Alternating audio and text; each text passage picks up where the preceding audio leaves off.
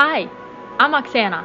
And I'm Max. We're entrepreneurs, travelers, and sustainable living advocates who have spent the last 3 years in search of the most beautiful, peaceful, and environmentally conscious destinations around the world. We searched far and wide, but time and time again, the beautiful beaches, great weather, and eco-conscious outlook kept us coming back to the Nicoya Peninsula on the Pacific coast of Costa Rica.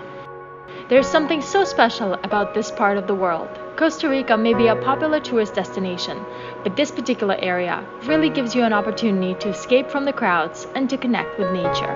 For generations, locals in the area have lived in harmony with their surroundings, with the earth, the ocean, and with other inhabitants of the area. And even though locals here now have cell phones and TVs, many still live simple lives.